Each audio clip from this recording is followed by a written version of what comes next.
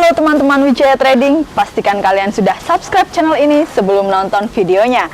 Jangan lupa like, komen, dan share video ini jika bermanfaat. Ada dua bagian ya, kalau kita bertransaksi kita menggunakan dua bagian ya.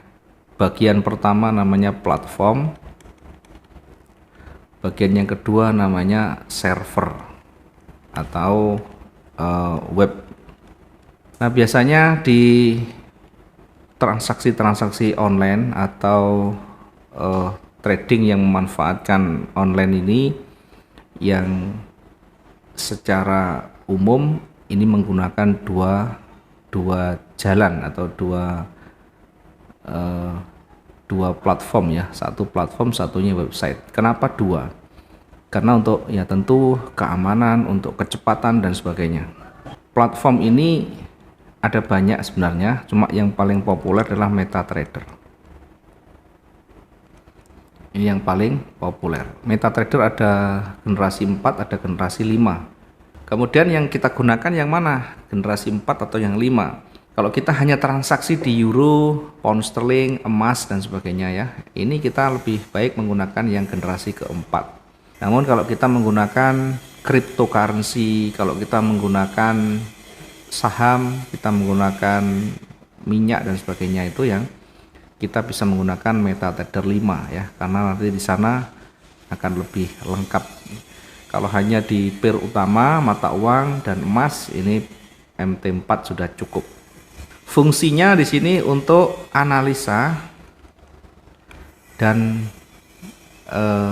order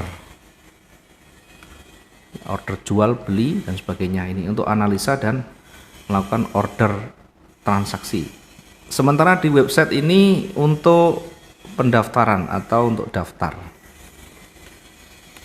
verifikasi dan transaksi keuangan. Jadi nanti daftarnya menjadi member itu melalui website atau servernya. Setiap broker pasti punya website atau servernya, sehingga masuknya di sana. Datanya akan diverifikasi di sana.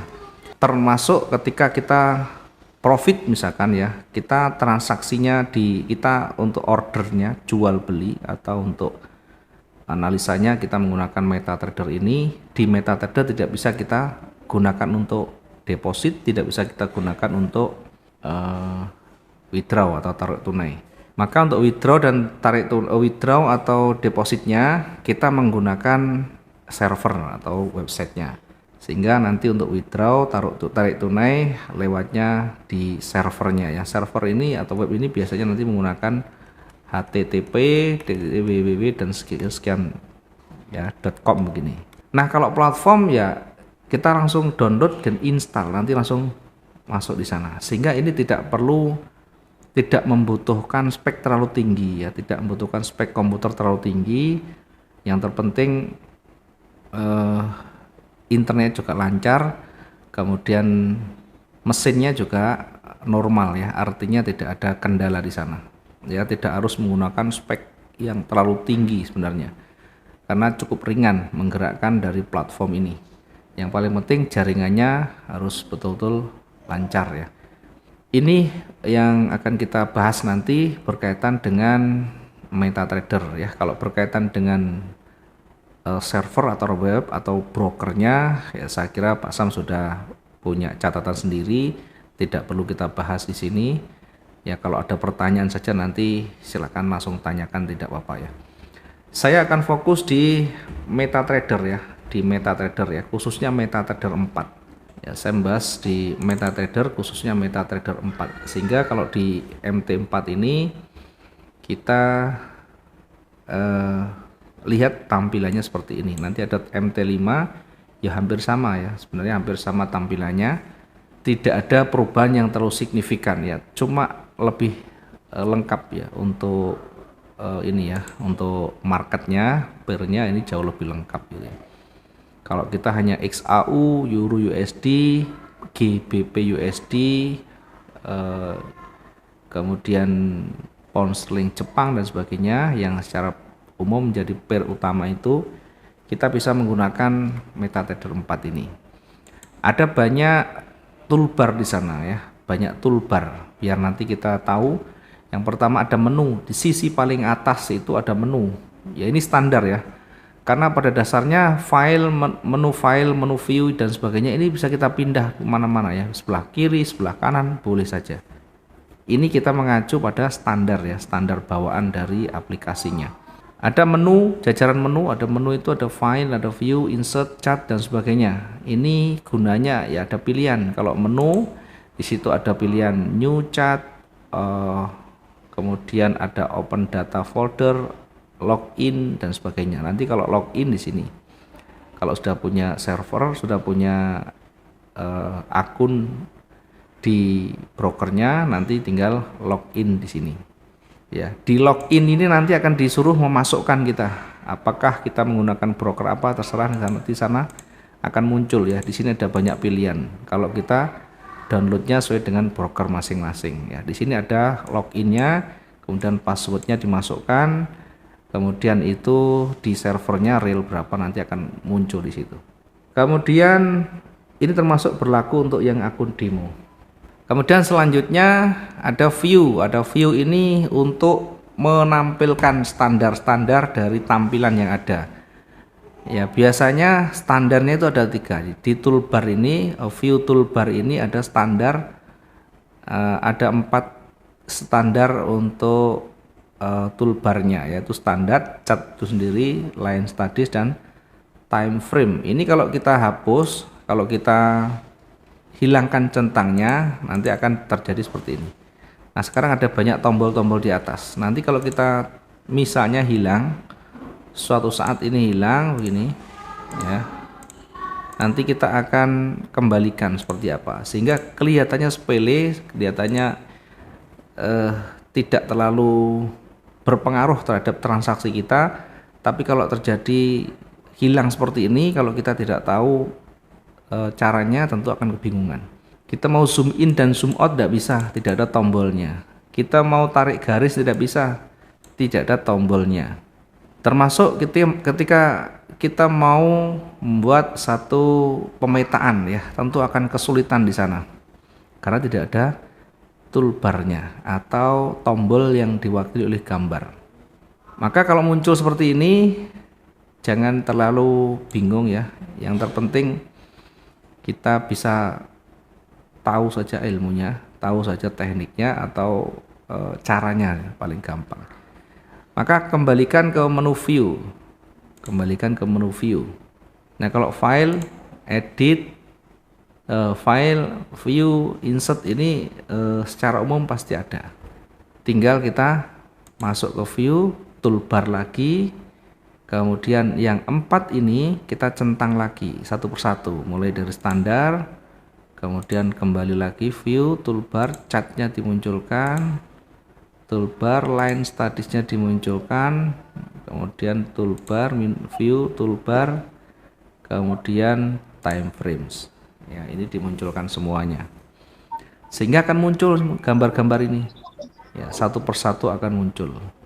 Ini sangat berguna dan sangat penting nanti kalau kita membuat satu pemetaan atau satu perhitungan. Walaupun ini jarang semuanya kita pakai, tetapi ada poin penting yang harus kita gunakan. Yang pertama, yang paling penting ada crosshair ya, ada beberapa yang penting ya, diantaranya satu crosshair. Crosshair ini kalau kita klik satu kali nanti akan muncul garis vertikal dan horizontal. Ini fungsinya untuk apa? Ya fungsinya untuk sorot harga saja. Satu untuk sorot harga. Misalkan di ujung tinggi sini di merah yang ada sumbunya, kita sorot harganya.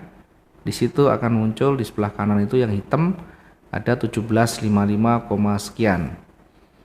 Ya, ini kalau kita tarik ke bawah, klik ditahan paling ujung misalnya. Ya, paling ujung high-nya, kemudian klik ditahan. Jangan dilepas, kemudian tarik sampai ke bawah, sumbu yang bawah atau low-nya, maka akan ketemu nanti pergerakannya sudah berapa pip ya. Di situ ada angka 540. Kalau kita klik satu kali, kemudian diklik lagi satu kali di tengah, maka nanti hilang. akan kembali normal. Ini untuk crosshairnya. Satu bisa untuk sorot harga, yang kedua bisa untuk menghitung ya berapa pip pergerakan. Yang selanjutnya ada garis vertical line ya. Garis vertikal ini jarang kita gunakan ya. Kita lebih sering menggunakan namanya draw horizontal line. Draw horizontal line ini untuk menandai dengan garis datar. Misalnya di sini ada sumbu, di sini ada sumbu, di sini ada sumbu. Nah, untuk menyambung semuanya kita bisa bisa gunakan crosshair dulu seperti ini. Jadi itu sambung sebelah kiri, tengah, sambung dengan level atau sumbunya. Maka kita bisa gunakan yang garis datar yang tidak hilang. Karena kalau menggunakan crosshair tadi, kemudian kita sorot dan kita klik satu kali sudah hilang nanti tulisannya. Maka kita gunakan yang horizontal line ya. Di horizontal line nanti kita bisa klik satu kali. Nah, nanti akan muncul garis datar. Baru setelah itu klik 2 kali untuk adjust, untuk menyesuaikan. Banyak disentuh sumbunya di atas ini. Jadi di sini disentuh. Ini adalah levelnya, menandai levelnya atau resistennya. Termasuk yang di bawah, misalnya di bawah ini kita menandai dengan crosshair yang kena semua, kena disentuh itu di sini.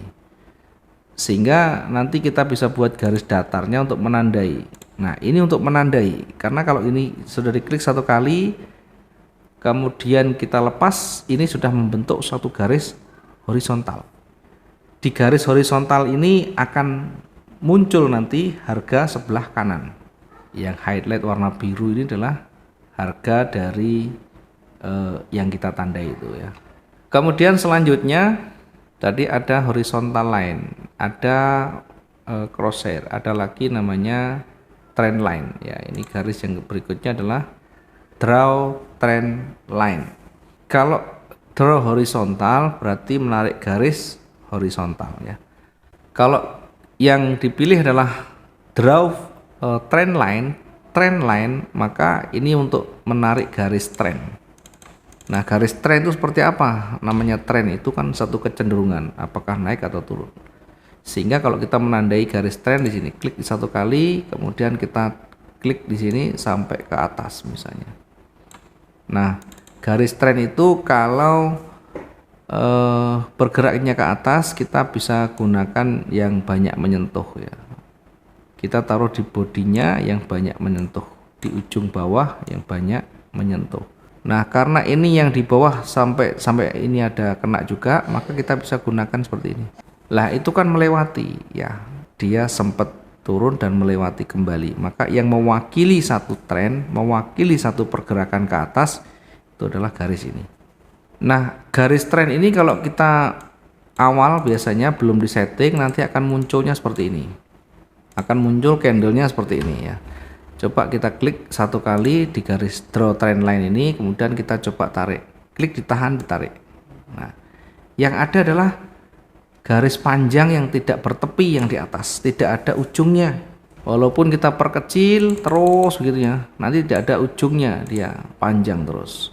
Kita ganti W1 ya, nanti juga panjang. Kita ganti D1 juga panjang ya, tetap panjang saja dia.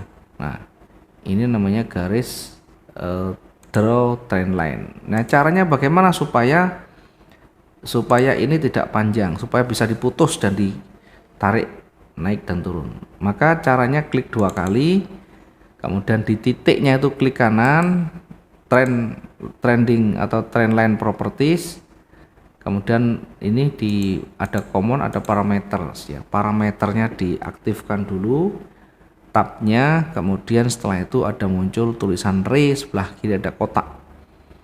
Nah, di kotak centang inilah kita hapus, kita nonaktifkan yang ray-nya ini, sehingga nanti akan muncul garis yang putus ya. Soal warna garis kita bisa pilih di sini, banyak sekali ya. Kemudian ketebalannya di sini, balanya di sini, kita bebas memilih ya. Mau pakai yang ini juga boleh. baru setelah itu akan muncul garis yang terpotong. Sehingga kalau sudah terpotong seperti ini, kita mudah menggerakkan, mudah untuk menempatkan di mana kira-kira berpotensi.